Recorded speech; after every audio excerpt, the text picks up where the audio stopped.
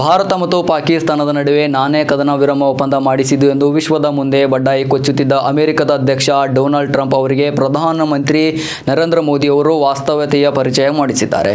ಮಂಗಳವಾರ ತಡರಾತ್ರಿ ಅಮೆರಿಕ ಅಧ್ಯಕ್ಷ ಡೊನಾಲ್ಡ್ ಟ್ರಂಪ್ ಹಾಗೂ ಪ್ರಧಾನಮಂತ್ರಿ ನರೇಂದ್ರ ಮೋದಿ ಅವರ ನಡುವೆ 35 ನಿಮಿಷಗಳ ದೂರವಾಣಿ ಸಂಭಾಷಣೆಯ ಸಮಯದಲ್ಲಿ ಕಾಶ್ಮೀರ ವಿಚಾರದ ಪ್ರಸ್ತಾವವಾಯಿತು ಎಂದು ವಿದೇಶಾಂಗ ಕಾರ್ಯದರ್ಶಿ ವಿಕ್ರಮ್ ಮಿಶ್ರಿ ಅವರು ಮಾಹಿತಿ ನೀಡಿದ್ದಾರೆ.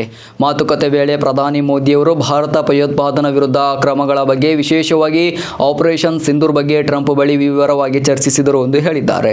ಇದೇ ವೇಳೆ ಸೇನಾ ಕಾರ್ಯಾಚರಣೆಯನ್ನು ನಿಲ್ಲಿಸಲು ವಿಷಯವನ್ನು ಮೋದಿಯವರು ಪ್ರಸ್ತಾಪಿಸಿದ್ದು, ಭಾರತ ಮತ್ತು ಪಾಕಿಸ್ತಾನದ ನಡುವಿನ ಕದನ ವಿರಾಮ ವಿಚಾರದಲ್ಲಿ ಅಮೆರಿಕ ಯಾವುದೇ ಮಧ್ಯಸ್ಥಿಕೆ ಇಲ್ಲ ಎಂದು ಸ್ಪಷ್ಟವಾಗಿ ತಿಳಿಸಿದ್ದಾರೆ ಎಂದು ತಿಳಿಸಿದ್ದಾರೆ.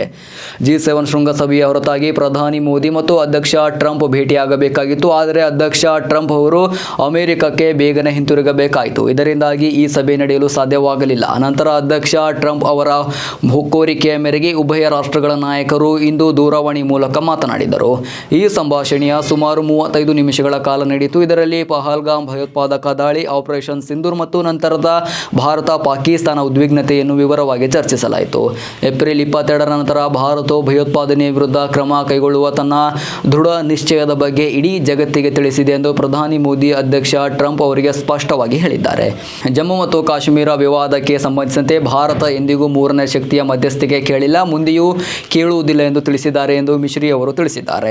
ಭಾರತ-ಅಮೆರಿಕ ವ್ಯಾಪಾರ ಒಪ್ಪಂದ ಮತ್ತು ಭಾರತ ಮತ್ತು ಪಾಕಿಸ್ತಾನ ನಡುವಿನ ಮಧ್ಯಸ್ಥಿಕೆ ಕುರಿತು ಅಮೆರಿಕದೊಂದಿಗೆ ಯಾವುದೇ ಮಟ್ಟದಲ್ಲಿ ಮಾತುಕತೆ ನಡೆದಿಲ್ಲ, ಮಿಲಿಟರಿ ಕ್ರಮವನ್ನು ನಿಲ್ಲಿಸುವ ಕುರಿತು ಭಾರತ ಮತ್ತು ಪಾಕಿಸ್ತಾನದ ನಡುವೆ ನೇರವಾಗಿ ಮಾತುಕತೆಗಳು ನಡೆದಿವೆ ಎಂದು ಮಾಹಿತಿ ನೀಡಿದ್ದಾರೆ. ಜಮ್ಮು ಮತ್ತು ಕಾಶ್ಮೀರದ ವಿವಾದಕ್ಕೆ ಸಂಬಂಧಿಸಿದಂತೆ ಭಾರತ ಮೊದಲಿನಿಂದಲೂ ದ್ವಿಪಕ್ಷೀಯ ಮಾತುಕತೆಗೆ ಒತ್ತು ನೀಡಿದೆ.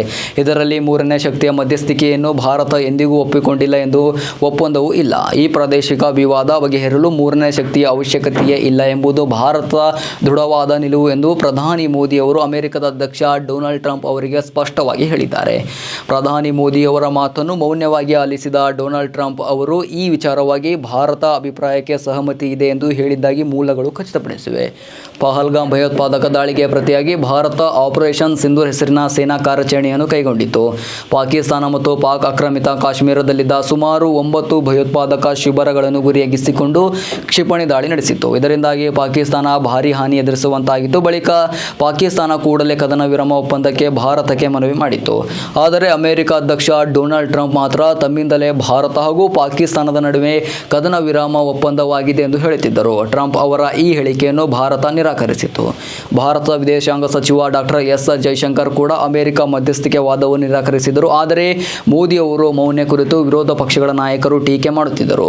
ಟ್ರಂಪ್ ಅವರೊಂದಿಗೆ ನೇರವಾಗಿ ಮಾತುಕತೆ ನಡೆಸಿರುವ ಪ್ರಧಾನಿ ಮೋದಿ ಅವರು ಕಾಶ್ಮೀರ ವಿಚಾರದಲ್ಲಿ ಮೂರನೇ ವ್ಯಕ್ತಿಯ ಮಧ್ಯಸ್ಥಿಕೆಯನ್ನು ಭಾರತ